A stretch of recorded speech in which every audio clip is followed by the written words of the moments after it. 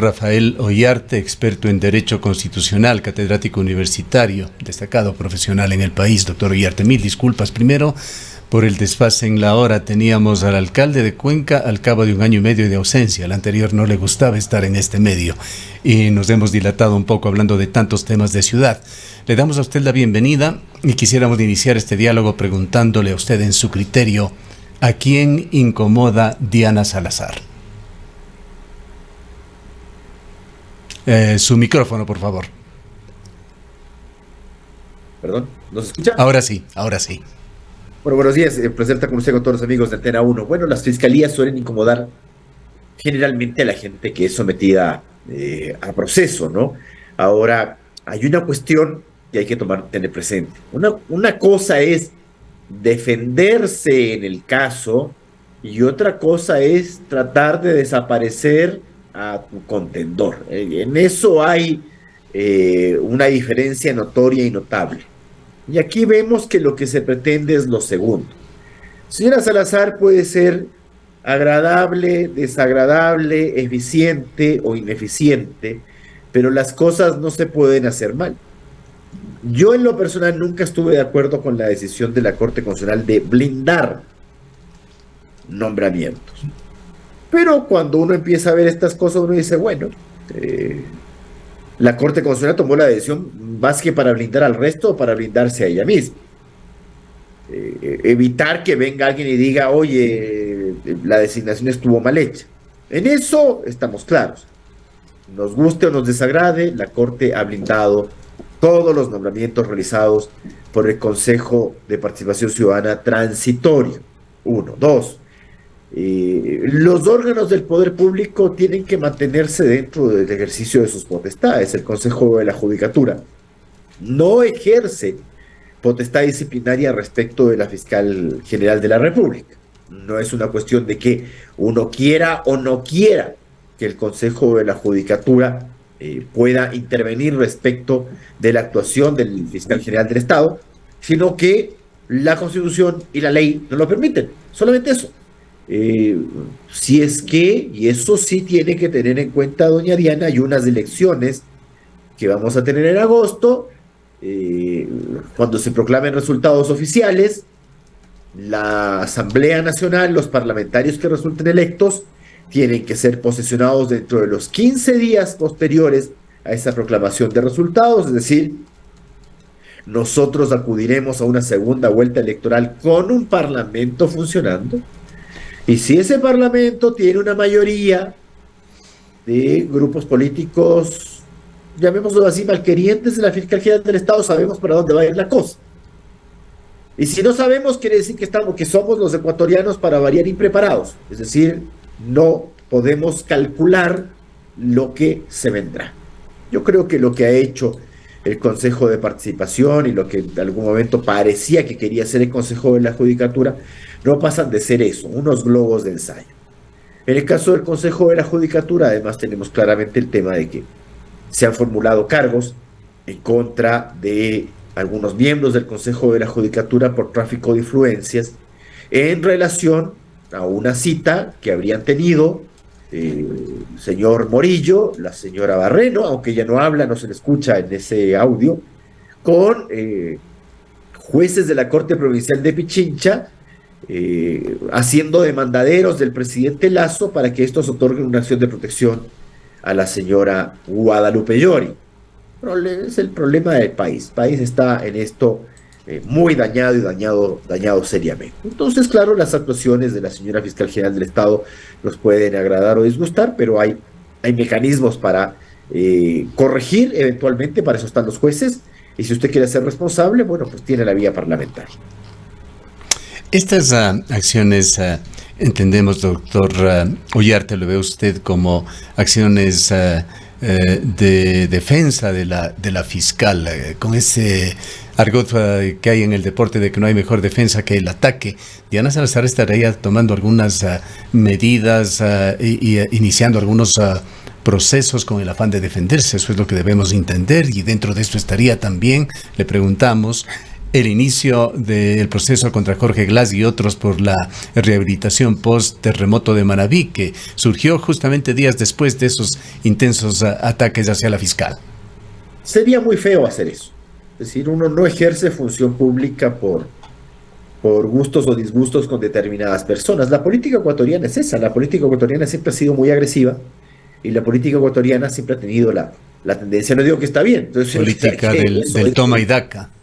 Exactamente, pero eso no nos puede llevar a ejercer el poder, en este caso el poder punitivo del Estado, por razones que sean ajenas al ejercicio legítimo de la vindicta pública. Es decir, a ver, si es que, por ejemplo, el señor Jorge Glass, que no es santo de la devoción de muchos, entiendo yo, por lo menos mía no es, ha cometido irregularidades en los temas del terremoto, cosa que se ha venido diciendo hace muchos años, por si acaso. El terremoto no fue antes de ayer. Pues. Pero no es bonito ver esto de que las actuaciones sean coincidentes con otras cosas. A ver, por ejemplo, en el caso de los miembros del Consejo de la Judicatura, formulación de cargos coincidente con el tema de que el señor Wilman Terán pretendió acudir a hacer una reunión del Consejo de la Judicatura para revisar algunas actuaciones de la Fiscal General de la República. Y la respuesta es esta, o esta cuestión era anterior. Entonces, pero claro, los ecuatorianos estamos ya tan acostumbrados a que el poder no se ejerza con fin legítimo, sino con afán desviado, incluso en cuestiones tan encubiertas como esta, que ya sospechamos de todo. Pues, yo voy a sospechar de todo. Podemos sospechar también de por qué en el caso del Consejo de la Judicatura, en donde se dice aviesamente que el que les ha pedido a los miembros del Consejo de la Judicatura el tráfico de influencia ha sido el presidente Lasso. Pero al presidente Lasso no se le pide ninguna versión, qué curioso. Y a la beneficiaria del fallo, porque la beneficiaria del fallo va a ser la señora Guadalupe Llori, que en ese entonces fungía de presidente de la Asamblea, tampoco se le pide una versión. Entonces uno dice, bueno, esas son cosas que, y en el manejo de los tiempos, mucha gente le observa a la fiscal Diana Salazar. Puede que estas sean coincidencias o casualidades, pero resulta que a veces la gente tiene, y yo también tengo ese criterio del piensa mal y acertarás. La oportunidad en la que hacen las cosas. Bueno, y eso hace que la gente termine desconfiando del sistema. Al final, pelea de políticos. Y el ciudadano común está en medio. Y el ciudadano común frente a esto se siente también indefenso.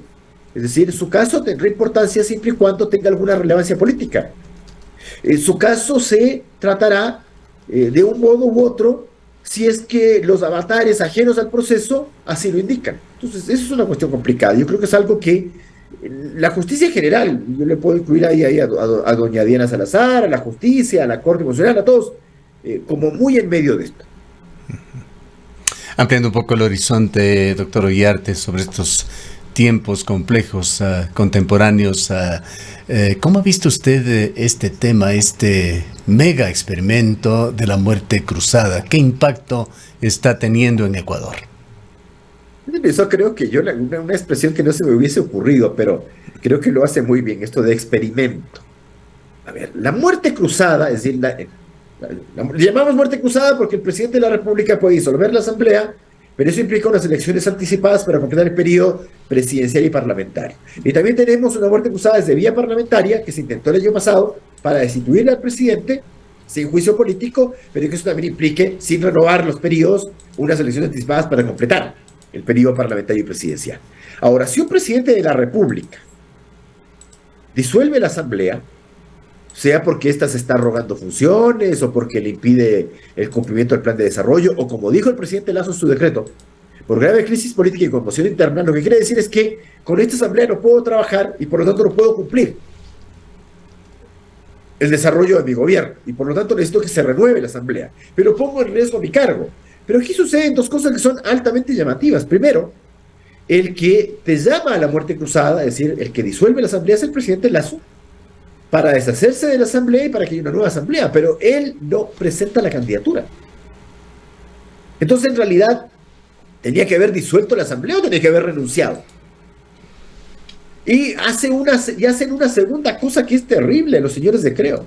no presentan candidaturas parlamentarias. Entonces, lo que ha hecho básicamente el presidente Lasso acudiendo a la muerte cruzada es, uno, renunciar a 3 meses plazos sin intereses, y dos, hacer que su grupo político sea pulverizado electoralmente. Duraron 2 años y han desaparecido. Alguien quería comparar esta situación con el Partido Unión Republicana de Sixto Durán Ballén. No se equivoque. El Partido Unión Republicana se creó con unas personas que eran disidentes del Partido Social Cristiano, toda vez que la alta dirigencia, Febres Cordero a la cabeza, no le dan el beneplácito para que sea candidato Sixto Durán Ballén. Y Sixto Durán Ballén se sale del Partido Social Cristiano, funda Unidad Republicana, a la cual se van otros socialcristianos para upar la candidatura de Sixto Durán Ballén. Recuerden que esa fue una segunda vuelta electoral socialcristiana. Nebot, el Delfín de Febres Cordero, muy joven en aquel entonces, y Sixto Durán Ballén. Pero a la primera elección intermedia, recuerden que antes había elecciones intermedias, en medio periodo se tenía que renovar el Parlamento, el Partido Unidad Republicana no es que no presenta candidatos, lo que ocurre es que desaparece Unidad Republicana y se van al Partido Conservador, y el Partido Conservador presentó candidatos.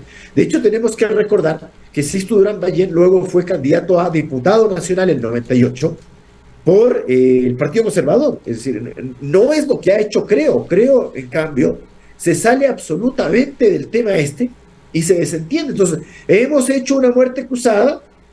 Perdona que lo diga así, parece que el presidente Lasso ha dicho, aquí ahí queda tu tontera, entonces yo termino gobernando unos meses más, y ahí vendrá otro presidente por año y medio, y creo tampoco se presenta a la parlamentaria, así es que me voy, como Kiko que se lleva la pelota, no me ha gustado el juego.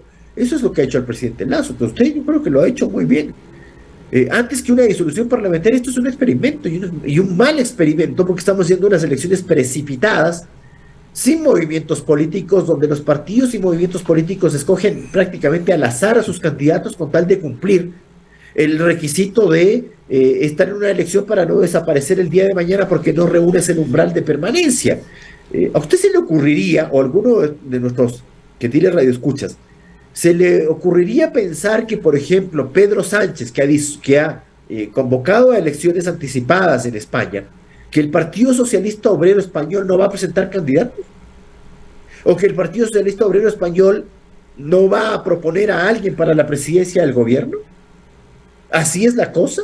Cuando Margaret Thatcher en el año 82 disuelve el Parlamento británico, lo hizo para no presentarse, para decir, ahí queda tu tontera y yo me voy, y los conservadores no presentamos nada. No, todo lo contrario. Cuando tú disuelves un parlamento, lo que me estás diciendo es, yo entiendo que no puedo gobernar con esta asamblea, cosa que el señor Lasso sabía, no desde el 24 de mayo de 2021, sino desde que se confirmó cuál era la segunda vuelta electoral y se proclamaron resultados definitivos de cómo estaba conformando el Parlamento. No es que se encontró con esto, lo sabía. Es decir, antes de ser electo sabíamos cuál era la conformación parlamentaria. Irresponsablemente no hizo nada y nos trae 2 años después a hacer este disparate de una muerte cruzada mal hecha, que nos va a traer malas consecuencias. Así nomás va a ser. Ahora, la semana pasada me tocó estar en el otro lado en la entrevista y me pedían una opinión sobre qué presidente necesita Ecuador. Se me hizo mucho más fácil, mencionando a algunos de los potenciales candidatos, mencionar a quienes no necesita Ecuador, doctor Ollarte, pero aquí el entrevistado es usted y le hacemos la misma pregunta. ¿Qué presidente necesita Ecuador? Los nombres que se van consolidando son Horner, Topic, Yacu, el señor Herbas, Los Novoas, Arauz, Villavicencio y unos pocos más. Usted es francamente vengativo conmigo. No nos hemos visto mucho tiempo. Creo que me quiere castigar. Creo que me quiere imponer una condena pública. ¿Qué presidente necesita el Ecuador? Uno primero necesita un presidente, que sería una cosa muy interesante, tener presidente, alguien que presida, alguien que tome decisiones, alguien que no sea vacilante, primera cosa. Segunda cosa, lo que ahora tenemos son precandidatos. Al menos quisiera yo tener candidatos, es decir, gente que me diga a las claras lo que va a hacer y lo que no va a hacer, porque va a ser un periodo muy corto, porque esto ya nos ha pasado, ¿no? Verán lo que pasó en Quito con el alcalde Guarderas, 1 año y medio también. Y claro, tienes tanto que hacer que al final hay un dicho muy viejo, que los jóvenes no lo conocen, que es que el que mucho abarca, poco aprieta. Y la alcaldía de Quito es una fracción de lo que significa dirigir el país. Así decíamos, porque somos además unos creídos por acá. Pero bueno, en año y medio tienes que tener cuestiones muy, muy concretas, porque si quieres hacer de todo no vas a hacer absolutamente nada. Al final te va a quedar grande el tiempo. Y yo lo único que aspiro es que nos dejemos de las cancioncitas, de los lugares comunes y de la tontería, y que digamos claramente cómo vamos a gobernar. A ver, pero perdóneme, don Gustavo. ¿Cuándo fue la última vez que tuvimos un candidato presidencial o candidatos presidenciales para la segunda vuelta? Y nosotros teníamos a las claras cuál iba a ser el gabinete, es decir, cómo iba a gobernar. Porque desde hace harto tiempo, vean lo que está haciendo el señor Correa, que dice que el sábado recién nos dirá cuáles son los ungidos de la Revolución Ciudadana. No nos dicen cuál va a ser el gabinete, no nos dicen cuál va a ser el vicepresidente. Perdón, pero esto es más misterioso que la presentación de la camiseta del Barcelona. Esto no es la noche amarilla. Esta no es la presentación de la camiseta de la selección. Esto es un tema público y tenemos derecho a conocerlo. Ya hemos tenido, solo para ir a la actualidad, un presidente como el señor Lasso, 10 años buscando el poder, que cuando gana la elección, oh sorpresa, no tenía gabinete. Es decir, no tenía ministro de Economía, no tenía ministro de Gobierno, no tenía ministro de Relaciones Exteriores. Vamos aquí a raspar. Si usted me dice, me llega la presidencia del cielo el día de hoy, no, yo no diría que me llega la presidencia del cielo, si me llega la presidencia desde los avernos más profundos del infierno, evidentemente este rato me tengo que poner a buscar, pues, quién será mi ministro de Gobierno, mi ministro del Interior, mi ministro de Relaciones Exteriores, porque no soy candidato a nada, pues. Pero no es posible que gente que busca la presidencia de la República no tenga gabinete, no tiene ni vicepresidente, peor gabinete. Entonces mañana usted le entrega la presidencia a cualquier fulano. A ver, ¿cuál va a ser el gobernador de la SUAY con el señor Otto Sonnenholzner? ¿Quién va a ser el gobernador de la SUAY con el señor Villavicencio, con el señor Topic, con el señor fulano de los palotes o el correísta cualquiera que nos vayan a clavar? Es decir, estas elecciones tienen una marca de improvisación y de altísima incertidumbre. ¿Quién va a ser el jefe político del Cantón Cuenca? Cuénteme. ¿Será el hijo de la prima del vecino del conocido que estudió en la Universidad de Cuenca y que ya no está ahí, pero que conoce a alguien en el barrio?